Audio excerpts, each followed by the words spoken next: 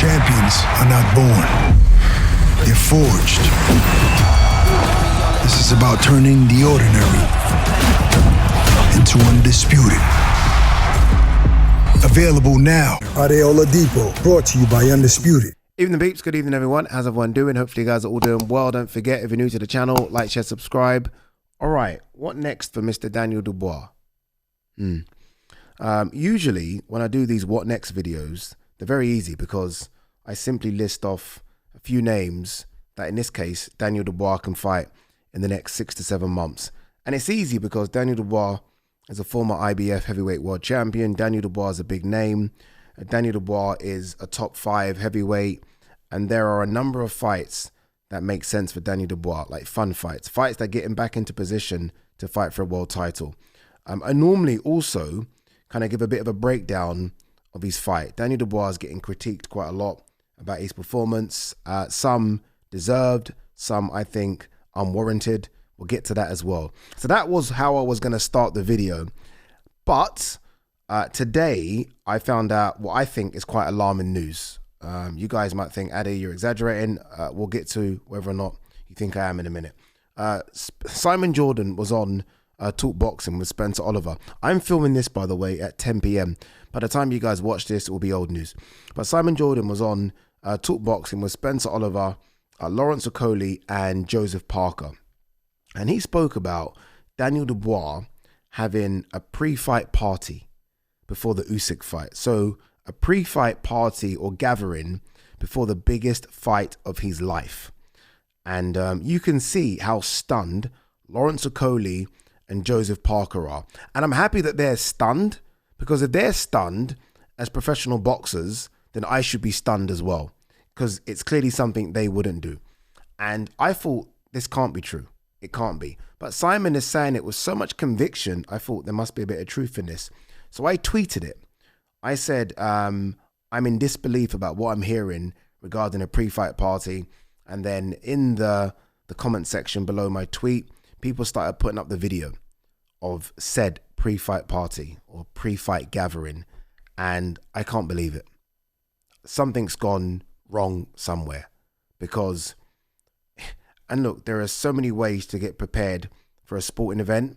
I'm telling you now, a pre-fight gathering isn't the way you get ready for the biggest sporting event of your life. It isn't. And I mean, I've been around so many different sports people, not just boxers. I've been around footballers. I've been around athletes. This just isn't something you do. I remember we were on the broadcast and it popped up on the screen, OLEKSANDR Usyk getting his hands wrapped. And I remember our producer was in our ear saying, Daniel Dubois is not even at the venue yet. I was like, what? This must have been around 8 p.m. And I was like, what do you mean he's not? He fights in 2 hours. How can he not be at the venue?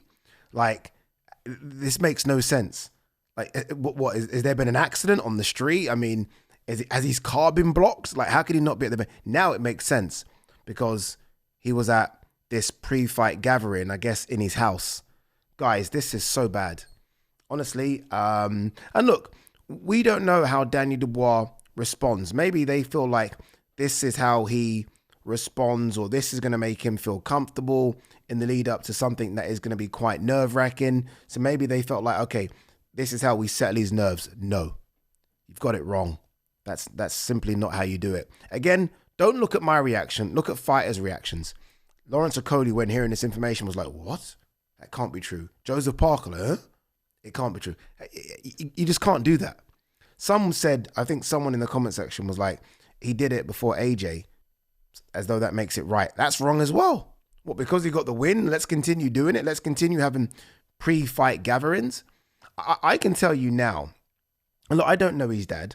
I have a good relationship with his dad in the sense that when I see his dad, I greet him, because that's just how I've been brought up. You see an elderly man, you greet them.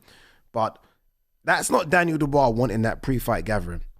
There's no way Daniel Dubois said, look, I want this pre-fight. I just don't believe it. I just don't believe it. Come on, man. And then, okay, you do the pre-fight gathering, but then you get to the venue late, so your preparation's hindered. Like, was Don Charles, I don't believe Don Charles would have been at that pre-fight gathering. So you're giving him less time to kind of get things together with Don Charles again in the lead up to the biggest fight of his life? That's a joke. Honestly, I'm... And look, by the way, even if there was no pre-fight gathering, he ain't beating OLEKSANDR Usyk, but that's not the point. It's not the point, is it? I mean, you guys have probably seen the video and we've only seen a 20-second snippet of it. Like, what we doing? Like, come on, man. I understand if people want to come to the house and, you know, want to wish him luck. Even that, I think's like not right. I understand if people want to come together and maybe pray. I think that's not right. Just get to the venue and just get your mind on the job. But maybe, again, look, and I'm going to play devil's advocate here. Maybe his team think this is the way to relax him. Maybe. But I just think it's wrong. And I don't think there is an athlete on planet Earth that would disagree with me. Like top athletes. Like, what do you do in the lead up to the biggest football match of your life or the biggest fight of your life or the biggest NBA game or NFL game? Okay, we do a pre-fight party. Ain't happening. And people might say it wasn't a pre-fight party. It looked like it. I mean, there's music blaring, people around the house just chilling. What the fuck? What the fuck is going on? That whole team needs to be looked at. And I think this is really bad towards Don Charles because Don Charles has got him in a position to become undisputed. And if you're Don, ask Don what he would like.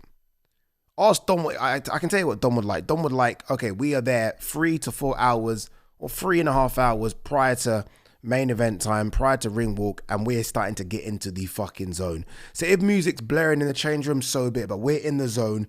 We're in our own little bubble and we can be focused. We can be focused because it's not a focused team. It's not a focused team and it's a shame. It's a shame. And even in the corner, like again, I like Don a lot. And I almost feel like Don's been undermined a little bit by Daniel's dad just because he's so loud in that corner. It's very similar. And this isn't a dig at Daniel's dad. It's very similar to the digs that John Fury gets. Right? When everyone's like, oh, Sugar Hill's in the corner, Andy Lee, let them do their job. But because John Fury's very similar to Daniel Dubois' dad, because they're so big and sort of just loud, they kind of are overbearing in that corner. And I'm going to think, Don's the trainer, let Don train. Don's got him in this position, let Don do what Don does. Crazy. Honestly, crazy. As for... Sorry, you know, it just surprised me when I saw it. I honestly, I couldn't believe it. I couldn't believe it. It's just not right, people. It's not right. Again, you're top athlete. That's just not how it is. It's not how it is. But everyone operates differently. I remember Lennox Lewis used to get there hours before and used to almost get into a Zen mode. Remember that? Lennox Lewis used to put on his headphones and just go quiet and almost sleep just to get into that state of Zen mode. And that's what I see from most fighters. Again, everyone does it different, but I'm quite fortunate that I can go backstage and see. And some fighters, I mean, they're in there and it's Zen mode. Katie Taylor is in her room and she is praying and everyone does it different. But one thing I'm telling you people don't do is a pre-fight party. You've never heard of it before because no one does it. Everyone does a post-fight party. And even those things are risky for me. When people plan post-fight parties, I'm like, how you plan the fight? How you plan the party before you fight? But a pre-fight party? Never heard of it in my life. And we only saw a 20-second snippet. And Simon Jordan, you know what Simon said? Again, take this with a pinch of salt. But Simon said that they all came to the venue, like 30 or 40 people. And obviously 30 or 40 people didn't have tickets. And I think someone in that entourage said, Daniel's not coming in unless we all come in. What? This is about you now, not Daniel. What? Crazy. Honestly crazy. And again, someone needs to look at it. But I guess no one can look at it. But Daniel was his own man now. Daniel's got to be his own man. He's 27. Sometimes you've got to take it. Like, this is your career. This is your life. Sometimes you've got to take it upon yourself to say, okay, no more. This is how I want to do things. Yeah? Shit, man. I actually feel sorry for him. If this is all true, and, information's coming to me, it's being drip fed to me, this is all true, I think this is a fucking disgrace. But it is what it is. That's just Ade Gman speaking. As for what next for Daniel Dubois, I mean, look, there are so many possible opponents. Like, there's no shame in your last 2 defeats being Alexander Usyk. If there's no shame in those defeats being for Fury, there should be no shame for Daniel Dubois or likewise AJ. But I guess the only problem for Daniel Dubois is that he's been stopped in both fights, unlike Fury, unlike AJ. So there will be some time to sit out and rethink and almost just have an inwardly look at yourself. But we know Daniel Dubois has rebuilt himself after losing to Usyk. Look, I mean, the last time he lost to Usyk, he went on a run that included Miller, Hrgovic, and AJ. So he can do that again. He's more than capable, and he seems to take experience from defeats. So let's see how he takes it from here. There are a number of great names. I mean, Frank Warren has literally the list of heavyweights. There's all of them. I mean, Hrgovic versus Ade plays out August 16th. Maybe the winner of that fight. I mean, if it's Hrgovic, there's a rematch there. If it's Ade, it's a great fight, right? I mean, again, Fabio Wardley, who's coming off a life and death fight against Justice Hooney. That's a great fight. What about Justice Hooney? So many fights. Lawrence Okoli. Like, literally, there's so many names. AJ rematch. There are so many names. But before we get to those names, that setup needs to be sorted. It needs to be sorted and it needs to be managed. And I think they've got a great guy in Don Charles to do it, but fat needs to be trimmed. You know, the crazy thing is about Daniel Dubois, and I'll say this. I've covered quite a lot of Daniel Dubois fights, and I noticed this, by the way, and this isn't a Daniel Dubois critique. This is when a fighter gets big critique. The team seems to swell. I'm like again, I've covered, I don't know how many Daniel Dubois fights, but I've seen quite a lot of them. And you've noticed the team just goes bigger and bigger. And I'm like, who are these people? Big. I'm like, are they all needed? Sometimes you need to trim the fat. AJ was like that, but AJ is a walking money machine. And even AJ, I think, started to trim the fat. You don't need that many people. Honestly, you don't need that many people at all. Like Lawrence Okoli, and again, maybe different to Daniel Dubois, right? Lawrence has not been in fights as big as Daniel Dubois has. Lawrence is only around 3 or 4 people. Why do you need 15 people? Why do you need that many? So yeah, look, you know, I say all this because I actually like Daniel. I've interviewed him a few times. I think he's a great guy. As for Daniel's performance, look, it was Alexander Usyk, man. So as much as I want to critique it, the only thing I can critique is him bouncing up when the ref said, okay, fight's over. And I'm like, ooh, how have you just got up that quick? And look, ultimately, he knows whether or not there's anything left, right? We can only second guess if the engines run, if the well has run dry. We can only second guess that. He knows that. But I just didn't like the way he bounced up and then just walked over to the corner. I'm like, wait a minute. Like, was there more in the tank? Look, don't get me wrong. If he bounced up at 7, I think he would have been put down a minute later. But there is a part of me that wants to see him sort of not swing to the death, but there's a part of me that if there is something left in you, understand what was at stake here, people. Undisputed. The undisputed titles were at stake. I mean, if there's something left in you, fucking fight. You know? Go for it. I mean, he has a sledgehammer of a right hand. He has a forehammer of a jab. Just go out. I feel like I'm going to contradict myself here because I've said this going out in your shield thing doesn't make sense, but maybe just have a bit more of a go. But again, it's Alexander Usyk, and Daniel and his team would know the best. We can only second guess from people that are not privy to see the sparring, and not privy to speak to him on a daily basis, and not privy to be Daniel Dubois. So yeah. So I will probably do a proper what next video, but this just annoyed me so much. It annoyed me so much.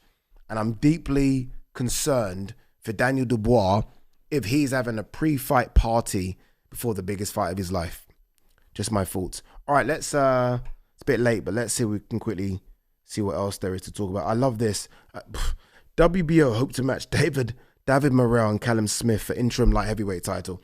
I said on the broadcast with Mannix and Sergio Mora that David Morrell is the kind of fighter that just needs a gimme fight right now. And I don't normally advocate for that, but I'm like, this guy clearly went life and death with David Benavidez. He just went life and death with Katayev. He will go life and death with Callum Smith. I don't want to see him go life and death again yet. I almost want to see him have someone he can just bowl over. Someone that can give him a few rounds, but he can just kind of, you know, grow into the weight. He's fighting guys that, look, I don't even think Morrell's a light heavyweight personally. And he's going to be fighting a fully fledged light heavyweight now in Callum Smith. That's a tough fight for Morrell, considering what I've just seen. I like Morrell a lot. I don't want Morrell to be finished before he gets going. I think that's what I'm getting at. So let's see. Former undisputed champion Josh Taylor forced to retire with eye injury. Yeah, I found this out today. I watched an interview with Josh Taylor and Talk Boxing, and he spoke about just having to have several eye surgeries on the same eye and just not wanting to do it again. And he's right. Why should he? Look, he's conquered the world. He's been to the top of the mountain. He was undisputed champion, like undisputed. And not like he fought one guy who had all 4 belts and then he became, no. He picked those belts up one by one. And then he fought Ramirez and got everything away from home. All right, really good performance. But ultimately, it's just not there anymore. Regardless of the eye injury, I just don't think it's there. We saw that with Eko Usman, and Eko Usman's tough, right? Tough as old boots, but he just wasn't there. So I think he's made the right decision, and I hope that he gets the praise that he deserves because he's been fantastic. He was pound for pound the best fighter in Britain for a couple of years, and he was, I think, a top 6, top 7 pound for pound fighter in the world. You can't get much more praise than that. So yeah, we'll see. All right, guys, girls, an angry video from me, but a video nonetheless. I will see you guys on the next one. Champions are not born. They're forged. This is about turning the ordinary into undisputed. Available now. Ade Oladipo, brought to you by Undisputed.